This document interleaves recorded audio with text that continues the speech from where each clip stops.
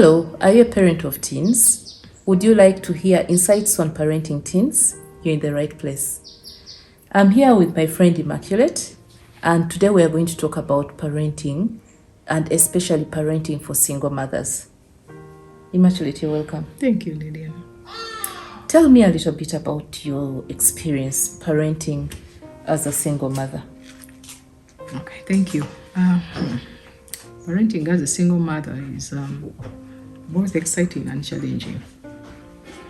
It is exciting in a way that you're actually in position to make decisions concerning the child without worrying about the other partner. Because you see, when you are a single mother, you know there are two categories of single mothers. You have single mothers who have children with someone who is active in that child's life. You also have a mother who may actually be doing this alone. So in my situation, I've raised my daughter alone with support from my family, but I am the key caregiver, have been the key caregiver all her life, and all decisions concerning her life have been made by me. And that's one of the key aspects of being a single parent, is that you make key decisions by yourself, and you need to mobilize, but also because you're one person, you can't be in every space at every time. You need the support of those around you. So if you have a support family like mine, then your experience is still stressful, but it's livable because you have the support that you need when you need. The key thing that you learn as a single mother is when to ask for help, because if you don't ask for help, then you struggle and you can actually end up sinking. I'll give you an example. My daughter fell sick when she was in primary 5, and we went to the hospital thinking that we'll actually get treatment and go home. We ended up being admitted in the hospital, and even though I had a whole family, I actually went in the hospital and I was there for a whole 4 nights by myself and my child. I did not sleep for 4 nights. Wow. And of course, then eventually my brother finds out that I'm actually in the hospital, and he was so upset and said, "How can you be in the hospital for all of the time and you don't tell anybody?" But I didn't tell him, but I only told one of my nephews and said, "Please buy me something to eat on your way back from work." But I had a whole family that I could have depended on. So then you learn as along the way to ask for help. You have a village of family and friends, and then one of the key things as a single parent is that you learn to depend on that village. But at the end of the day, what is key is you don't forget is that it's still your responsibility. It's your responsibility to mobilize the support. It's your responsibility to communicate in the right manner. And also your child needs to understand that you are the parent in this whole situation, and that whatever happens, you are the point of contact. You are the first person that she or he is supposed to be talking to. Because at the end of the day, if you don't do that, then things can easily get out of control. And then, young teenagers are very manipulative. So if you don't actually set those boundaries quite early on, it's very easy for your child to call this one, and then your child calls another, and your child calls another. Before you know it, you have 3 people making different decisions. But if your child understands that you make the ultimate decisions and your village understands that you make those decisions, then you will be fine. Yes. So you depend on others, you identify your village and ask for help when you need it. But also you need to understand at the end of the day, it's your responsibility. You can't run away from that. And it's your situation anyway. You cannot run away from it. You can't run away from that situation. It's your responsibility to deal with those consequences, to deal with whatever. Because you remember you said a teen, whatever drama, whatever trouble, whatever stress that your child is dealing with, it is your responsibility as that parent to help your child navigate those circumstances. You cannot transfer that to your sister. You can't transfer that to your whatever. You may ask for help if your brother is more qualified in that particular aspect to be able to talk to your child, but you still have to organize that. You don't expect people to just come and say, "Okay, I will help you with this one." Expect people to just offer the help. No. You must ask. They also have their lives. Oh, yes. Yes, they have, and they don't even know what's going on in your household all the time. So you must let people know that you actually need that kind of help. And then, if they're not available at that particular moment, then you have understand that they have their own lives, so they will give you the help when they're able to. But that is your responsibility. Your child or your children are your responsibility, and not anybody else's at particular. So you dig in. You have to dig in deep, because if you don't dig in deep, then you and your child end up struggling, and you end up suffering. But also you learn to prioritize what is most important at that particular specific moment, because you have only 2 arms and 2 legs, and other people who also have their own lives to being realistic about exactly the situation. What is it that I can do at this particular moment? What is it that we can do at this particular moment? But also, as your child gets older, what is it that you can actually transfer to your child to do for themselves? Because as teenagers, they're getting older, they're becoming more independent.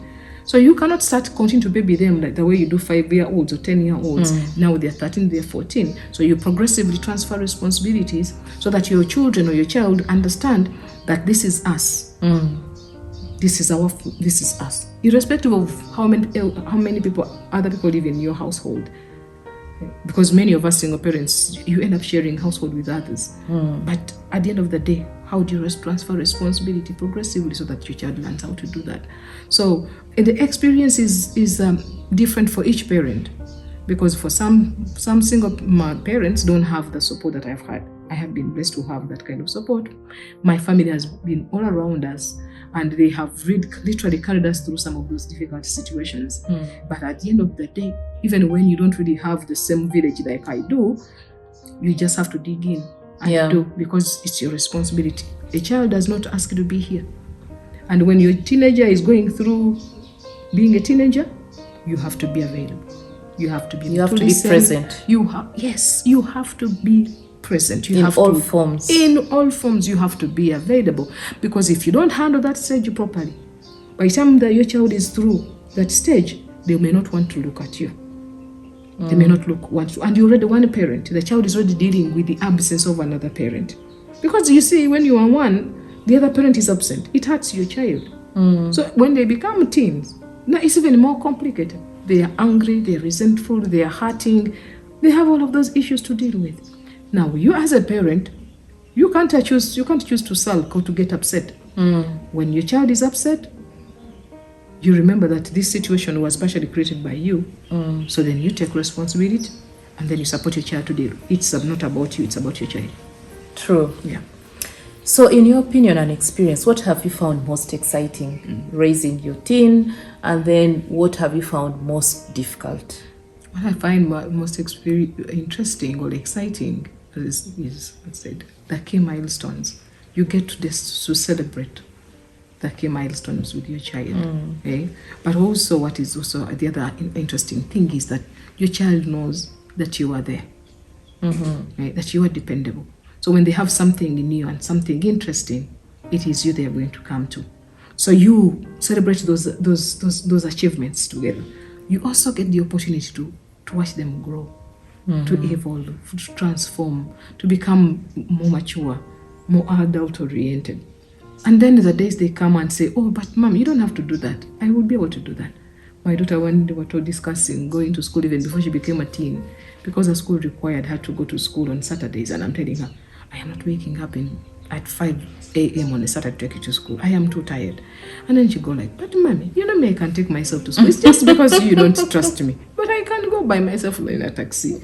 But because I had my village, by then she was 12, a preteen, my niece offered and said, I will pick, just get her to me on Friday, and then on Saturday, I'll help her with her homework, and then she'll drop her back to school on Monday. My village came through.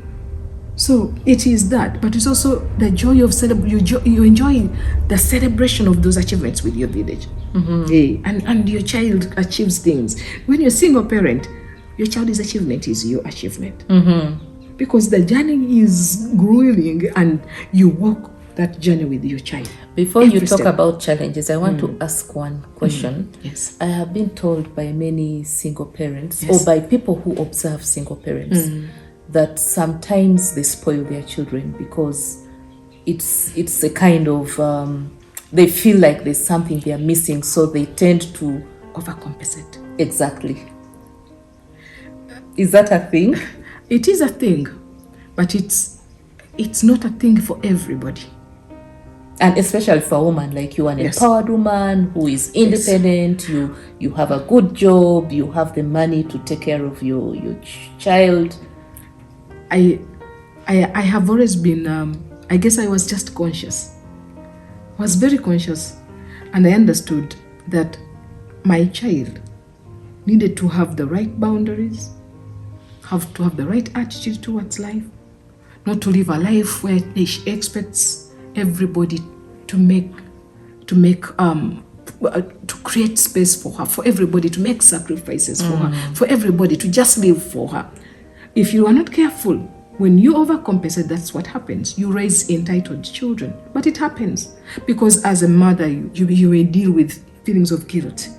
The father is not here. If he was here, my child would be happier. If he was here. So when your child is dealing with something, you just slip into that, oh, it's all my fault.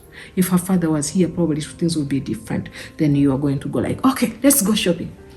Okay, I'll buy you. Then you come back home tomorrow with maybe something special because you are trying to overcompensate. But yes, it does happen.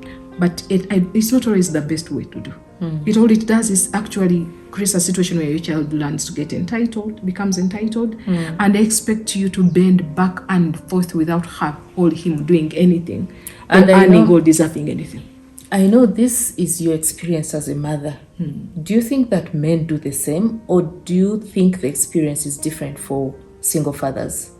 I would think that probably they will also overcompensate, because the feelings of the guilt that you deal with as a single parent when you're raising a child on your own, whether you're a man or a woman, is still the same thing.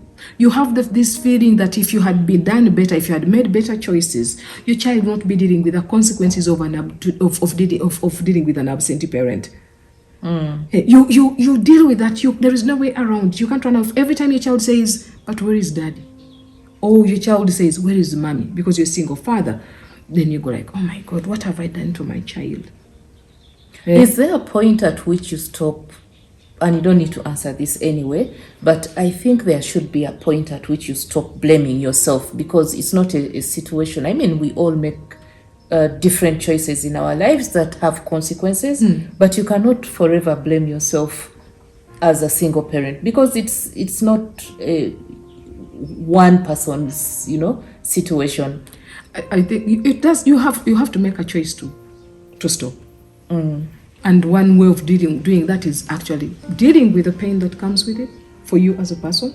Because you as a person, as a parent, if you don't deal with the hurt that comes with that particular situation, you will never be able to move forward and to leave it behind. That's a very good point. So you acknowledge your role in this particular situation. You acknowledge that you're a human being who has been deeply hurt by the situation. You heal your heart. And once you heal your heart, for you to move forward, then you'll be able to move forward and be the kind of a parent that your child needs. To be the kind of parent, but also to be present, available, and attentive to your child. Because if you're still wallowing in self-pity, if you're still just dealing with your own pain and immersing in it and nursing it and all of the anger, because you want to justify yourself, and then you if you choose to be the victim in the situation, then you will not move forward. Okay, that is quite a lot, and I think there are people who resonate with that, because everybody who has gone through this has their story to tell. Oh yes, I bet you money they do. Is there anything you would do differently if you had to start all over again? I would say to my daughter more often, or every other day, that no matter what the circumstances, you can talk to me about anything. I would say that to her almost every day. So that my child would know that there is nothing that she cannot discuss with me. Because when your child becomes a teen and they are dealing with the absence of the other parent, their feelings of guilt for the child, she's like, did he leave because of me? Did she leave because of me? Then there are other parents, and then also they are angry with you because they may decide or may think that actually it's your fault that the other parent is not there, because you see, you were here, so you are the one who is going to face the wrath of your teen who is struggling with the absence of the other parent. So, but because if you don't say, she's not sure that she can talk about every feeling, everything that she's feeling at that particular moment, she will keep those feelings to herself. And that's when anxiety sets in. That's what the things that affect them mentally. And yet, if you do say that and the child is sure every day, then when they're feeling that way, they will come to you and then you discuss those feelings. You may not be fully equipped to discuss them like a psychotherapist.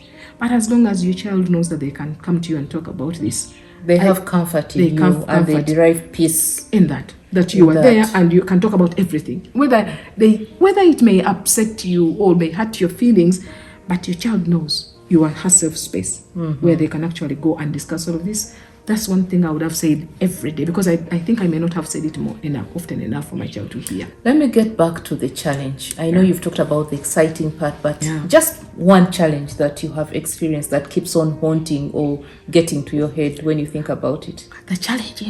One of the key challenges is balancing life when you are a single parent. You are the one who goes for visitation. You are the one who goes to school when your child is unwell. You are the one who keeps the doctor's appointments. You are the one who drops and picks. You are the one who provides a home. You are the one who worries about their life now and the future.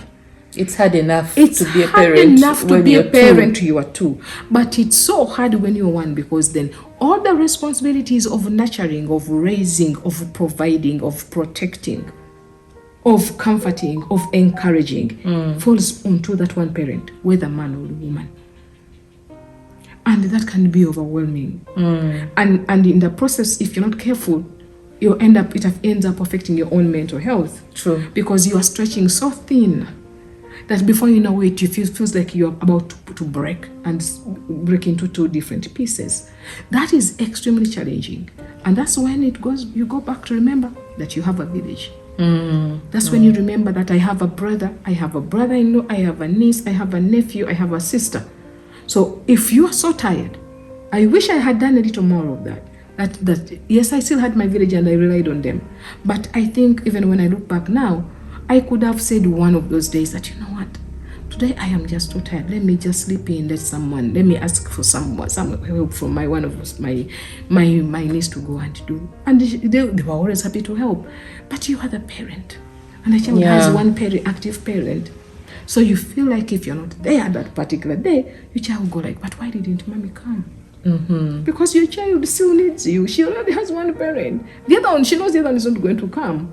Is that probably something that we are doing wrong now? Because it seems like our generation is so focused on the nuclear family, and we forget that we actually have help around us. Because for us growing up, and I'm sure this must have been your experience, we grew up in houses full of people. There was always never a house of two people and two parents and children. It was always everybody else.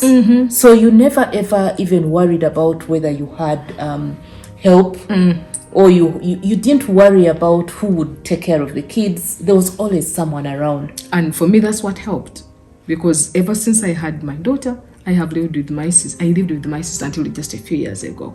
And because of that, and my sister loves people, so the house was always full of people. But also, I didn't just depend on the people who were in that particular household. I also depended on my other family members who didn't live in that household.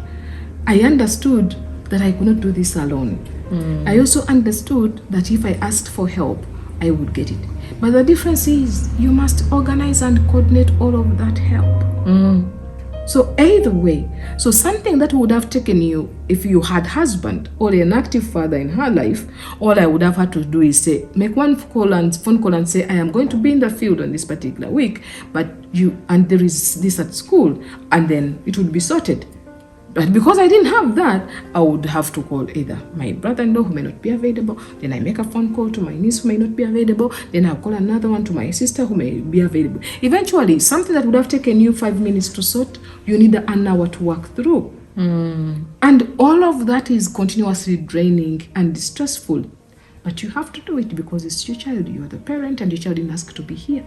And your child's needs must be met. And your child must feel loved by at least one of that parent who is involved in his or her life. So you must do all of that stuff. It may affect your mental health, yes, but you deal with it, because then at that particular time, your teen is way more important.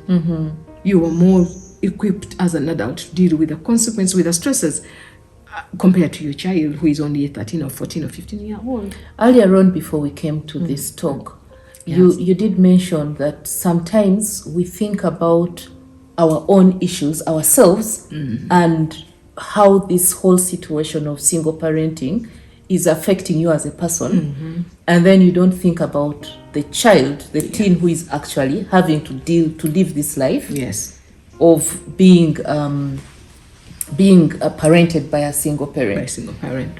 What do you have to say about that?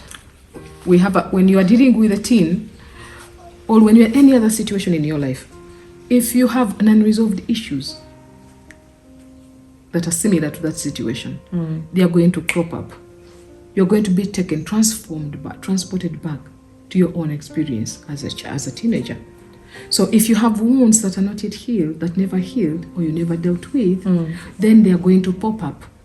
And during that process, it's very important that you don't confuse your needs with your child's needs. That's a very profound point you make here. You have to understand that this particular journey is your child's journey. It's not yours. It is not your journey. The only thing then you need to do during this period that is yours is to heal your own trauma so that it does not become your child's trauma. That you deal with your fears and your anxiety so that they don't become your child's anxieties. Do not transfer your fears and your traumas onto your child. So when they pop up, then the key thing is you take a pause and ask yourself, where does this come from? Deal with it, and then be able to support your child to move on with their journey without being contaminated by your past. Because you can easily confuse what you are feeling and what your child is feeling, and in that particular process, you confuse your child even more. They already have enough stresses to deal with, and this is their journey. And they have their own that they are going to accumulate through their life. Yes. So you don't want to impose yours. You don't want to bring all your baggage from behind and then you dump it on your child's doorstep or on their next to their bed. No. Deal with your own issues at your own time. At this particular moment, first deal with your child's needs, and then after you have dealt, then take a moment and say, okay, maybe I need to talk to someone about my own and also trauma. Take care of yourself so that you can be a better parent. Yeah. Yes, because you have to deal with your trauma, because if you don't, you are going to carry it forward and your child is going to be the one to struggle and to suffer. I have this very interesting question I want to ask you.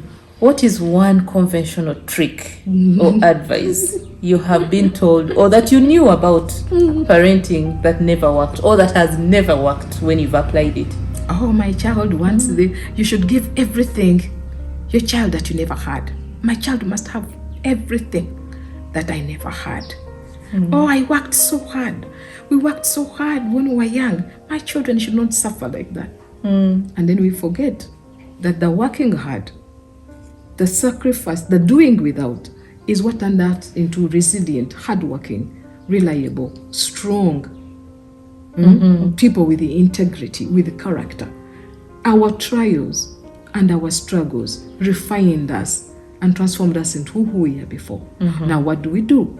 We provide everything. We sort all our children's issues. We solve all of their problems. And when you solve all their problems, then they don't develop decision-making skills. They don't develop problem-solving skills. They do not have no capacity to analyze everything because we do all the thinking for them. And then they become totally dependent on us, even as young adults, as teenagers and as young adults. We are extremely permissive because I didn't have, my children must have. So we must permit them to have to exercise all of their freedom. They must be able to go to sleepovers, to people's houses you've never been to, whose friends you've never met. Because you see, we cannot afford to offend our children. We cannot annoy our kids. We may hurt their feelings. And then when we do that, our children will get wounded. It does not work. How about the other flip side? Yes. Of parents who think that their children should tread the same path that they did, and the ones that keep saying, oh, we walked 12 miles to school, we walked so many kilometers to school, you guys are being dropped and picked, and you have it all easy. What do you say about those kind of parents? Those are weird parents because they are the ones who are doing the dropping and the picking. The child didn't ask you from the beginning to pick and drop them. You decided that you want them to have an easy life, and then you turn around and you make it about them. The choices you make concerning your children are your choices, and the children should not be held responsible for those particular choices. So if you choose to give me a comfortable life, you cannot hold me responsible for that, and you cannot actually complain that I am having a comfort, because that's what you've given me. Yeah? But at the same time, let that particular parent ask him or herself, why are they upset? Why are they upset that their children are not walking 6 kilometers to school? Then maybe the issue is the parent is just feeling overwhelmed. They're expressing their feelings, frustration, and the frustration. And they are whatever in this, or they are throwing this at a child, and they're acting like it's the child's fault. But it's not the child's fault. You are the ones who made their choices. There are schools where you actually live. You choose to drive them all the way to Kampala every day, 20 kilometers, 30 kilometers. And then you choose to pick them up in the evening and drag them. And then you have all this homework, get home late, and have all this homework. She's a child or he's a child. You made those choices. It's not the child's choices. So, but also, as you said, we cannot walk the same road, because at this particular moment in your life, you have resources available to us that were not available to our parents. My mother had 12 children. I have one child. My mother lived in Masaka in the village. I live in Kampala. My mother was a stay-home mom who also grew food and coffee and brewed warrage to make money. I have had a job since I was a 23-year-old in an office. Our circumstances are totally different. So then I am in a better position to provide. My parents then gave me the best they could have given me at that particular time. The parent who sound like that is acting as though their parents denied them something while they were in position to provide. You raise a point about what it makes me reflect upon practicing gratitude. Exactly. In terms of this is what we have and this is what we can be. Exactly. And not comparing with your life and your children's life, because your parents gave you what they had. Nobody can give you what the parents can't give you what they don't have. So why they have 12 children, my mother had and my father had 12 children to raise and pay school fees for and all that stuff. I have had one child to do that for. So the circumstances are totally different. They gave me what they had at that particular time. I am eternally grateful for their sacrifice. While they raised 12 kids and you're raising one child, the challenges Jesus, do not necessarily reduce. They don't. And for them, they had times too. Difference that there were two parents and they lived in a less stressful environment. But I live in a stressful environment, but I have only one child, so I can never compare. Their stresses to my own stresses, their fears. The sleepless nights as they worried about where the school fees was going to come from. When I fell sick and my father had to take me to the hospital, where would the money come from? But they did all of that with the little they had. And they gave the best of themselves to us. Our parents literally wore 3 shirts in their lives so that they could pay school fees for our children. So when you hear a parent who goes like, I walked 6 kilometers, did my father have a car to drive me to school? No. Did he have a car to go anywhere? No. He rode his bicycle 20 kilometers to go somewhere to do a carpentry job. He made sacrifices and he gave me the best that he could have given me and my mother at that particular time. So they gave the best of themselves to me. So that's the same responsibility we have. We have a responsibility to give our children the best of ourselves and create an environment that helps them to thrive. But at the same time, whatever choices we make for our children, they are our choices and they are our responsibilities. So in essence, it does not make sense to compare. No. There are different circumstances, different times, different expectations, different requirements. Different requirements. Because how would, if you live 6 kilometers away from your today, how easy would your child find it to walk to school without being knocked by a border, by knocked by a taxi or by a person or car somewhere along the road? But your kids are being kidnapped every day. So are you going to let your child walk 6 kilometers? Your 6-year-old because you walked 6 kilometers. And how safe is that child? It's your responsibility to protect and keep your child safe. We live in a different environment. It's a different era. with totally different security issues. While I we agree. walked 6 kilometers to school and we never had to worry about other than a car knocking me, which was also very rare. Today, when your child is out of your sight, you're wondering whether your child is still alive because somebody may have grabbed your child and may have kidnapped your child. It's totally different, whatever altogether. And the same concerns around security would apply even to adults. When someone has not returned home at a certain time, you worry. You worry. So the circumstances are really Totally different. If my father had not come home at 10 while we lived in the village, we never asked when he would get there. We knew he would come home. Today, if somebody is not home, who normally comes home at 8 or 7, is not yet home at 10, you pick up your phone and call and say, hey, are you good? Are you okay? Is everything okay? Is everything okay? Because of the insecurity, because of the new environment in which we live. So it's kind of weird to accuse, to get angry at a child for giving them a better life when you're the one who's making the choices. It's not the child who's making the choices, it's you. True. So deal with your frustrations in a different way. Don't transfer it on the child. So as we conclude, I just want to ask this last question. Yes. What has been the difference in terms of parenting your child when she was a child, and then parenting her as a single mother when she's a teen? You know, when they are younger, they are more agreeable. When they're young, they look at you like they're a hero. You see the change as they get older. Even when they are primary 3, 8, 9, you're still their hero. You can do everything, you know everything. But as they get to 11, 12, they start realizing that you don't know everything. And then their heroes start to change. Now it becomes even more complicated when they become teenagers and they are watching movies, they are watching things on TikTok. Their heroes become either footballers or pop stars or musicians or whoever they actually It's interesting you talk about heroes. Actually, growing up, I thought my parents were the most brilliant people on the whole earth. On the whole earth.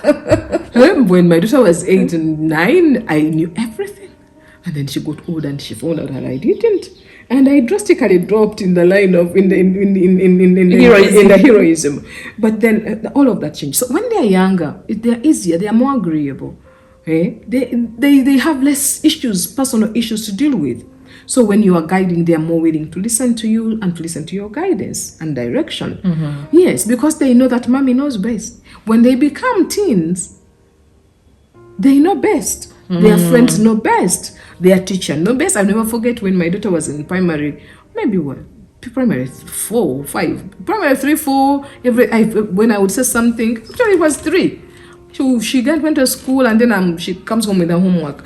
And then I'm helping her with her homework. And then she goes, but the teacher said. I said, okay, then let's do it the way teacher said. But the teacher probably didn't say. She had just forgotten. And then she would go and then she would do it the way teacher said. And it would be wrong.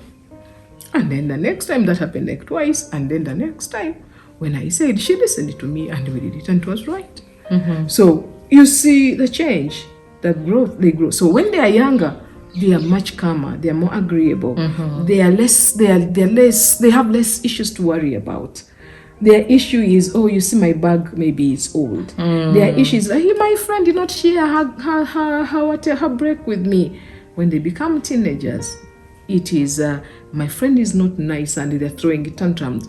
It is and it has multiple effects on her. Yes. In terms of her mental health, in terms of her so many things, it affects so many things around her life. Relationships with her friends, it does.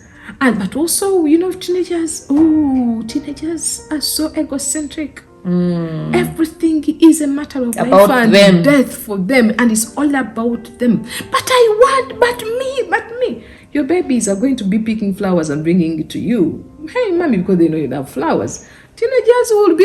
And they live in the moment. Children will live in the moment. So when they're talking about this issue, it's now and it's done. It's done and finished. And move on to the next thing. The teen will hold on to that. But also the teen will experience it over and over. It's not even necessarily that they're holding on to it, but they're experiencing it every other day, every day. It may just present differently.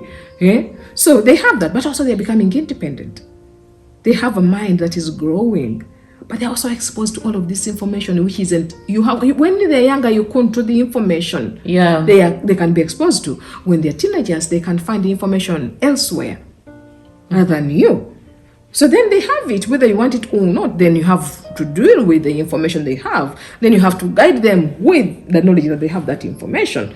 But your babies are protected. You protect them from the wrong information, from the world, which you cannot do with your teens, because then they go to school, they go to boarding schools, they have friends who come from other school homes where they have access to information they may be protecting a child from.